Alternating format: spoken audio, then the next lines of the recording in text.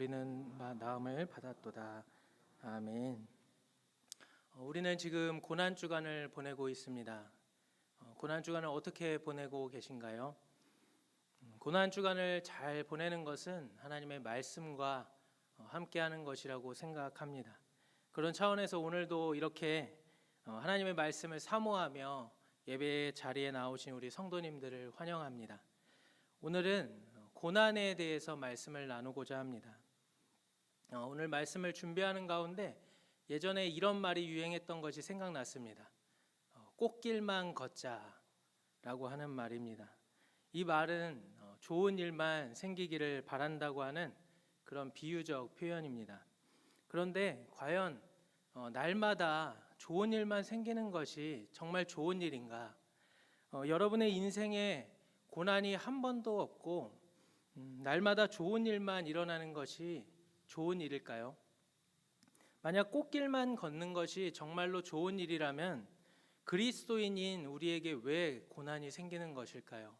하나님께서 왜 우리에게 고난을 허락하시는 것일까요?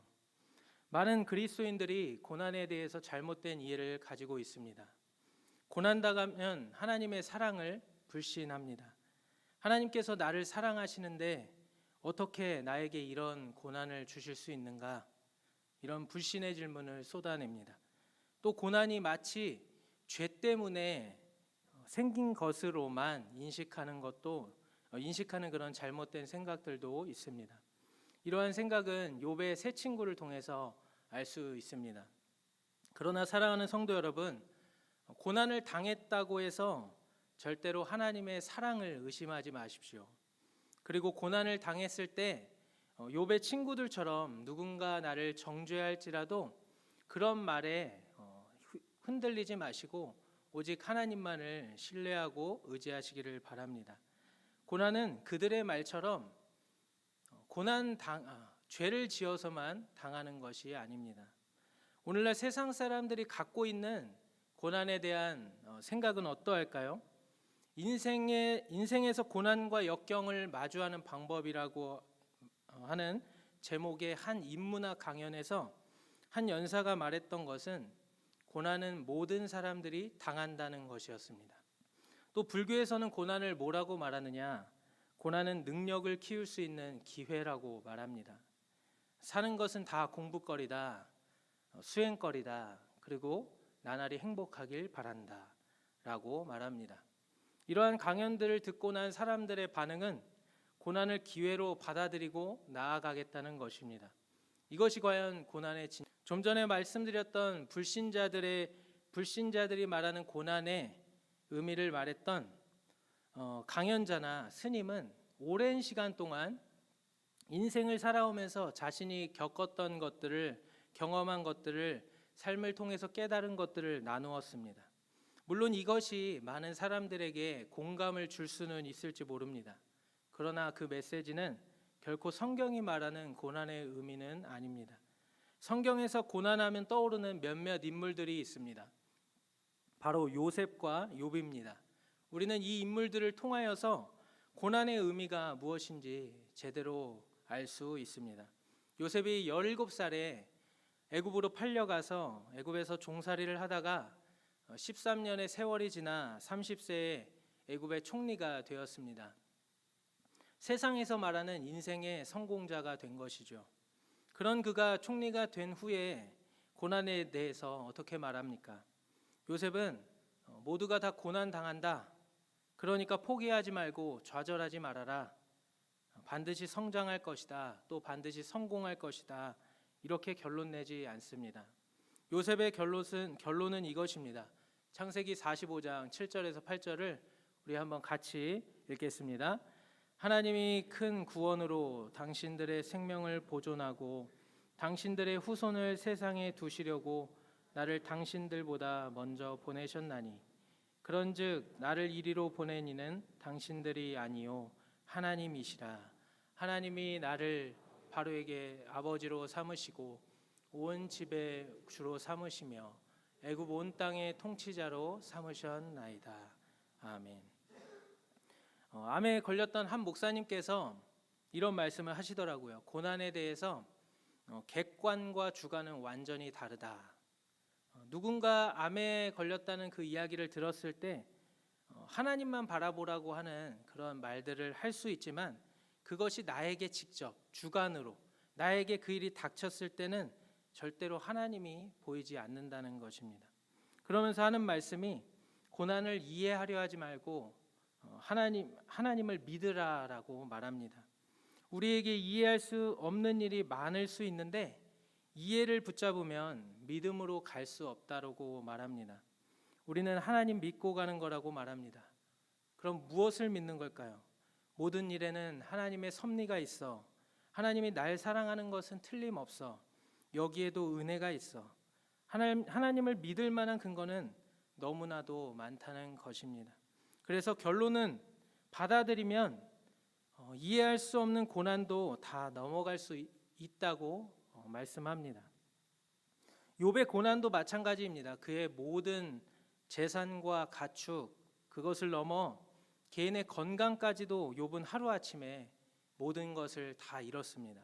그 고난의 말미에 욥이 했던 고백이 무엇인지 욥기 42장 1절에서 6절에 있습니다. 우리 같이 읽도록 하겠습니다. 욥기서 42장 1절부터 6절까지입니다. 욥이 여호와께 대답하여 이르되 주께서는 못하실 일이 없사오며 무슨 계획이든지 못 이루실 것이 없는 줄 아오니 무지한 말로 이치를 가리는 자가 누구니이까. 나는 깨닫지도 못한 일을 말하였고 스스로 알 수도 없고 헤아리기도 어려운 일을 말하였나이다. 내가 말하겠사오니 주는 들으시고 내가 주께 묻겠사오니 주여 내게 알게 하옵소서. 내가 주께 대하여 귀로 듣기만 하였사오나 이제는 눈으로 주를 배옵나이다. 그러므로 내가 스스로 거두어 드리고 티끌과 제 가운데 하나이다. 아멘. 욥이 고난 가운데 무엇을 깨달은 것입니까? 바로 하나님을 더욱더 깊이 알게 되었다는 것입니다. 고난은 자기 중심적인 삶을 깨뜨리시고 하나님 중심적인 삶으로 우리의 인격과 삶을 변화시키는 하나님의 방법입니다. 억지로가 아니라 고난 속에서 철저히 자신의 연약함을 발견하고 주권자이신 절대자이신 하나님께 굴복시키도록 하는 하나님의 방법입니다. 고난의 길을 걸어가는 가운데 우리는 철저히 하나님을 믿고 따라가야 합니다. 하나님께서 우리를 변함없이 사랑하시며 여전히 하나님의 은혜가 있다는 것을 믿으며 나아가야 합니다. 고난이 나에게 닥치면 우리는 그 고난 속에 함몰될 때가 많이 있습니다. 그래서 그동안 하나님께서 주셨던 그 사랑과 은혜는 기억이 나지 않을 때가 있습니다. 사람이 참 그렇습니다. 사람들은 하나님께서 왜 선악과를 두어 먹지 못하게 하셨느냐라고 말합니다. 그러면서 하나님을 너무한 분으로 몰아갑니다. 그러나 하나님께서는 아담과 하와에게 동산 중앙에 있는 나무의 열매 외에 모든 것을 다 주셨습니다. 그러면 왜 하나님께서는 선악과를 먹지 말라고 하셨나요? 그것은 하나님의 주권적인 통치를 상징하는 것입니다. 오늘날 그리스도인에게 고난이 마치 선악과와 같다고 생각을 합니다. 선악과 외에 하나님께서 주신 은혜들이 수없이 많이 있습니다. 그러나 하나님께서 주신 은혜는 기억하지 못하고 선악과를 먹지 말라고 한 것에만 초점을 맞춥니다. 이와 마찬가지로 고난 앞에서 은혜를 기억하지 못하고 고난만을 바라봅니다. 사랑하는 성도 여러분, 고난 가운데서 그 고난 속에 함몰되어 있지 마십시오. 하나님의 주신 은혜에 비하면 그 고난은 아주 작은 것입니다. 고난 속에 함몰되지 마시고 하나님께 감사의 제목을 찾아 감사해 보십시오. 헨리 블랙가비 목사님이 쓰신 하나님을 경험하는 삶이라는 책에 보면은 자신의 간증이 들어 있습니다. 자신의 딸 캐리가 암에 걸렸습니다. 그것은 가족 모두에게 어려운 환경이었습니다. 의사들은 딸에게 6달 내지 8달간의 화학요법과 방사선 치료를 준비할 터이니 단단히 준비하라고 했습니다. 그때 목사님과 가족은 하나님께서 사랑하심을 알았기 때문에 이렇게 기도했다고 합니다. 하나님, 우리 자신을 조정해야 하는 이 경험을 통해서 주님이 이루고자 하시는 것은 무엇입니까? 이러한 기도 중에 하나님께서 성경 구절의 한 약속을 말씀을 주셨다는 것을 믿게 되었습니다. 이 약속을 받은 것 외에도 이 성경의 약속을 인용한 편지를 다른 사람으로부터 받았고 또 전화도 받았다고 합니다. 그 성경 구절은 이렇습니다. 예수께서 들으시고 가라사대 이 병은 죽을 병이 아니라 하나님의 영광을 위함이요 하나님의 아들로 이를 인하여 얻게 하려 함이라 하시더라.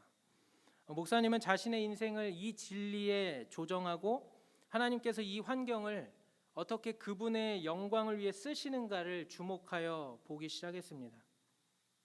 그리고 그때 하나님이 이 역경을 통해서 무엇을 하고자 하시는지를 깨닫기 시작했습니다. 이 경험을 통해서 하나님은 그분의 사람들로부터 영광을 받으셨습니다. 그들은 개인적으로 진리의 임재를, 인격체이신 진리를 새롭게 이해하기 시작했습니다. 경험하기 시작했습니다. 이때 딸 캐리의 그 가장 친한 친구들이 뜨겁게 기도하기 시작했습니다. 심지어 어떤 학생들은 하나님께서 그 캐리에게 행하신 일들을 보고 주님을 믿기 시작했습니다. 하나님은 이 병을 통해서 진실로 영광 받으셨다고 목사님께서 고백하십니다. 고난을 겪어온 신자들이 해야 할 고백이 무엇일까요? 그것은 고난은 누구나가 겪는다, 그것이 아니라 하나님께 영광을 돌리는 것입니다. 저는 육군 5사단에서 군 생활을 했는데요. 군대에서 훈련, 또 작업, 근무 등 참 힘든 시기를 보냈었던 것 같습니다. 근데 제가 군대에서 전역하고 나서 사람들에게 저에게 군대 갔다 오더니 참 많이 변했네 라고 그렇게 말들을 많이 하셨는데요. 한 번은 아버지께서도 저에게 군대 갔다 오니까 참 많이 변했다라는 말씀을 하셨습니다. 제가 그때 아버지께 이렇게 말씀드렸습니다. 군대가 저를 변화시킨 것이 아니라 하나님께서 저를 변화시킨 것입니다. 군대는 하나님의 훈련 장소였다. 이것이 고난 끝에서 제가 내린 결론이었습니다.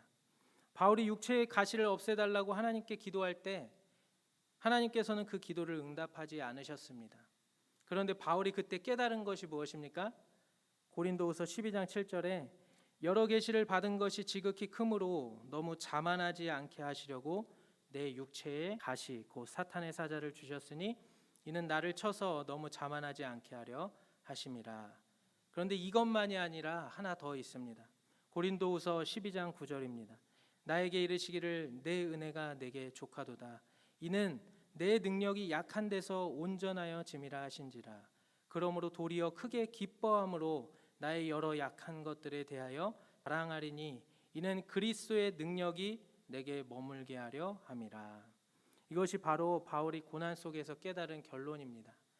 겸손과 그리스도, 내가 낮아지고 주만 높아지는 것, 이것이 바로 고난의 의미입니다. 우리는 이 땅에서 사는 동안 반드시 누구나 고난을 당할 것입니다. 그러나 고난을 당할 때 그 고난으로 인해 하나님을 떠나거나 하나님의 사랑을 의심하는 것은 하나님을 불신하는 태도입니다. 참 안타까운 일입니다. 로마서 8장에 너무나도 유명한 성경 구절이 있습니다. 로마서 8장 39절 누가 우리를 그리스도의 사랑에서 끊으리요 환난이나 곤고나 박해나 기근이나 적신이나 위험이나 칼이랴. 어떤 이들은 환난과 곤고나 박해나 기근 당하면 하나님 어디 계시느냐, 하나님이 우리를 사랑한다면 어떻게 이런 일이 있을 수 있느냐라고 불신의 말을 내뱉는데 바울은 뭐라고 하고 있습니까? 누가 우리를 그리스도의 사랑에서 끊으리요. 그러니까 하나님의 사랑은 결코 변하지 않았다고 하는 말씀입니다. 하나님은 여전히 우리를 사랑하고 계신다라고 하는 것입니다. 부모는 자녀들의 성향을 잘 압니다. 그래서 때로는 자식들이 요구하는 것을 안 들어주기도 합니다. 오히려 힘든 길로 보낼 때가 있습니다. 그렇다면 부모가 자식을 사랑하지 않아서인가요? 그렇지 않습니다. 자식을 사랑하는 마음은 여전히 동일합니다. 그러나 자식들의 요구보다 조금 돌아서 또 조금 더 힘든 길로 갈지라도 그것이 자식을 위한 길인 것임을 알기에 그것을 감수하면서 그 길로 보내는 것이지 않습니까? 마찬가지로 하나님의 마음이 그렇습니다. 우리에게 고난을 주시는 하나님은 우리를 여전히 사랑하시고 우리에게 가장 좋은 것을 주시기 원하시는 분임에 틀림없습니다. 예수님도 마찬가지입니다. 예수님은 우리의 삶의 완전한 모델입니다. 예수님도 고난을 당하셨습니다. 이사야 53장 5절 오늘 본문 말씀을 우리 한번 같이 읽겠습니다. 그가 찔림은 우리의 허물 때문이요 그가 상함은 우리의 죄악 때문이라. 우리는 평화를 누리고 그가 채찍에 맞음으로 우리는 나음을 받았도다. 아멘. 예수님께서 왜 고난 당하셨을까요? 왜 수치와 조롱과 멸시와 천대와 십자가를 지신 것일까요? 그것은 바로 하나님의 사랑 때문입니다. 하나님의 사랑 때문에 예수님은 우리의 질고를 지고 우리의 슬픔을 당하셨습니다. 그러나 세상은 이렇게 말합니다.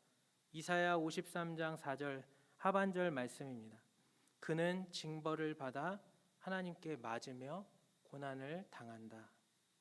그는 징벌을 받아 하나님께 맞으며 고난을 당한다. 욥의 친구들이 욥의 고난을 봤던 관점과 정확하게 일치합니다. 이 생각은 세상적인 생각, 즉 마귀의 생각입니다. 마귀는 계속해서 우리를 하나님과 떼어놓으려고 합니다.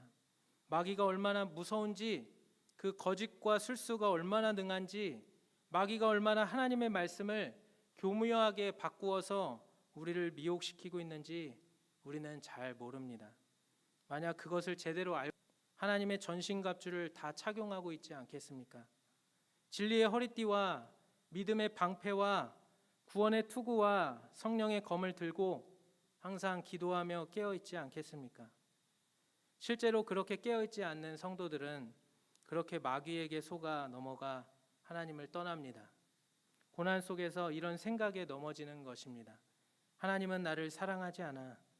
하나님은 안 계셔. 예수 그리스도의 십자가를 보고도 어떻게 우리가 처해 있는 그 상황과 고난 때문에 하나님의 사랑을 의심할 수 있습니까? 우리가 당해야 할 그 수치와 조롱과 멸시와 주님을 보고도 어떻게 하나님의 사랑을 의심할 수 있습니까? 오늘 우리는 이 시간 회개하기 원합니다. 주님의 그 신실하신 사랑을 의심했던 나를 회개하며 주님, 나의 믿음을 붙들어 주옵소서. 크신 사랑을 찬양하는 저와 여러분이 되기를 간절히 바랍니다. 우리 찬양하고 기도할 텐데요. 그 크신 하나님의 사랑 우리 함께 찬양하겠습니다. 찬송가 304장입니다.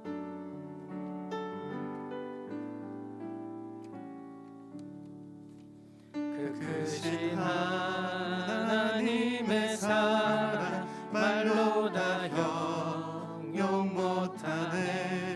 저 높고 높은 별을 넘어 이 낮고 낮은 땅 위에 제법